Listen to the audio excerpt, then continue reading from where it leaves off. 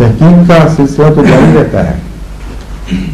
یہ میں آپ سے گزارش کروں گا کہ تقویٰ کے ساتھ تحقیق کریں، کیونکہ میں کامل یقین رکھتا ہوں 100%، اور ہر احمدی یقین رکھتا ہے، میں اتنی قربانی نہیں دے سکتا کہ جس نے دعویٰ کیا تھا قادیان میں کہ میں مجھے خدا نے امام مہدی اور مسیح بنا کے بھیجا ہے، وہ جھوٹا نہیں تھا. کوئی جھوٹوں والی علامتیں نہیں ہیں جو انہیں ظاہر ہوئی، کوئی جھوٹوں والی علامتیں نہیں ہیں جو ان کے ماننے والوں میں ظاہر ہوئی.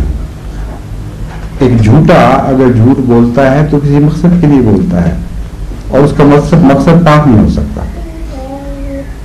کبھی کسی جھوٹے میں نمازی نہیں پیدا کیے ہوں گے، کبھی کسی جھوٹے میں قرآن کی خدمت کرنے والے پیدا نہیں کیے ہوں گے، کبھی کسی جھوٹے میں نیک اخلاق والے لوگ نہیں پیدا کیے ہوں گے، کبھی کسی جھوٹے میں بددیانتوں کو نسبتاً دیانتدار نہیں بنایا ہوگا، بدخلقوں کو نسبتاً بااخلاق نہیں بنایا ہوگا، کبھی کسی جھوٹے نے دنیا میں خدا کے نام پر مالی قربانی کرنے والے پیدا نہیں کیے. یہ ساری ایک اجتماعی شکل ہے. اس لیے اگر وہ پیغام آپ کے نزدیک درست نہ بھی ہو، آپ زیادہ سے زیادہ یہ کہہ سکتے ہیں کہ غلط فہمی ہو. جھوٹ کا الزام نہیں لگا سکتے، کیونکہ جھوٹے کی علامتیں اور ہوتی ہیں، اس کی طرز بیان، اس کی رہن سہن، جس قسم کے لوگ پیدا کرتا ہے وہ مختلف ہوتے ہیں.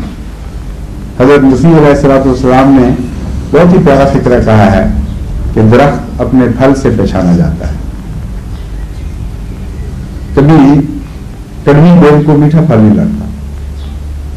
تو ایک آدمی اگر جھوٹا ہے تو اس کو ضرورت کیا ہے کہ اللہ کے نام پر قربانی کرنے والے، نمازیں پڑھنے والے، دین کی خدمت کرنے والے گالیاں کھا کر، تکلیفیں اٹھا کر، مرتد کہلا کر بھی، جانے دے کر بھی اپنے مقصد پر قائم رہنے والے پیدا کر جائے.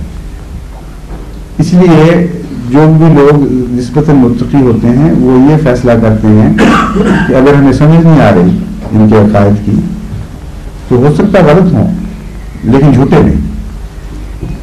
کئی لوگ پاگل ہوتے ہیں، کئی غلط فہمیوں میں مبتلا ہوتے ہیں، کئی ان کی دماغ کی بناوٹ ایسی ہوتی ہے ایک مسئلہ ان کو سمجھ آ رہا ہوتا ہے بظاہر دوسرے کو نہیں آتا. اب یہ جتنے عیسائی ہیں جو 3 کو 1 اور 1 کو 3 مان رہے ہیں، ان کو آپ جھوٹا نہیں کہہ سکتے، کیونکہ انہوں نے 300 سال اکٹھا شروع میں اور اس کے بعد مسلسل اپنے دین کی خطر قربانیاں دی ہیں. آپ نے غلط کہہ سکتے ہیں. ان دو چیزوں میں بڑا فرق ہے. اور یہی وجہ ہے کہ جو عیسائی محققین نسبتاً زیادہ شریف النفس اور متقی تھے، نسبتاً کہہ رہا ہوں، انہوں نے حضور اکرم صلی اللہ علیہ وسلم کے متعلق جھوٹا لفظ نہیں استعمال کیا. ان سب محققین نے یہ لکھا ہے کہ اپنے پیغام پر وہ کامل یقین رکھتا تھا، باوجود اس کے سلویجن جو ہے وہ جہاں اس کا داؤ لگتا ہے، چرکے بھی لگاتا ہے، خنجر بھی پھونکتا ہے، لیکن جب حضور اکرم صلی اللہ علیہ وسلم کی سچائی کا معاملہ ہے وہاں لازماً تائید کرتا ہے. لین پول ہے وہ یہی کرتا ہے، کارلائل ہے وہ بڑی شدت کے ساتھ اس بات کا اظہار، حالانکہ مسلمان نہیں ہوا، کہتا ہے کہ یہ شخص جھوٹا نہیں تھا. اسی لیے جو پہلی ہماری صدی کے آغاز کے مسلمان مفکرین اور چوٹی کے بزرگ تھے، انہوں نے حضرت مسیح علیہ الصلوۃ والسلام کے متعلق نئے نئے یہی الفاظ استعمال کیے. مولانا آزاد تک بھی ان کے پاس ایک دفعہ احرار کا وفد گیا، انہوں نے کہا کہ فتویٰ دو. تو انہوں نے کہا دیکھو میں جھوٹا نہیں کہہ سکتا،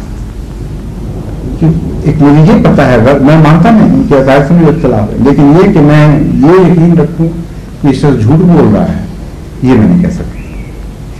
بہت بڑے بڑے پیر ہیں، فقیر ہیں، اس زمانے کے علماء ہیں جو اس سے نکل گئے.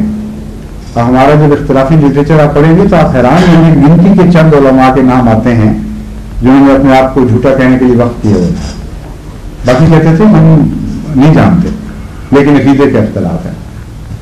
تو پہلی کریکشن تو یہ کرنی چاہیے ایٹیچیوڈ میں کہ جن کی ساری جماعت 100 سال سے قربانیاں دے رہی ہے، نیکی کی کام کر رہی ہے، دنیا میں تبلیغ کر رہی ہے، ان کو آپ کانشیسلی جھوٹا کیسے کہہ سکتے ہیں؟ اس لیے یہ دیکھیں کہ جو عقائد ہیں ان میں ان کو غلطی لگی ہے یا آپ کو غلطی لگی ہے. قرآن جس کے ساتھ ہے اگر اس کے ساتھ جانے کا فیصلہ کر لیں مسئلہ ختم ہو جاتا ہے. لیکن پریجوڈسز کے بغیر غور کریں.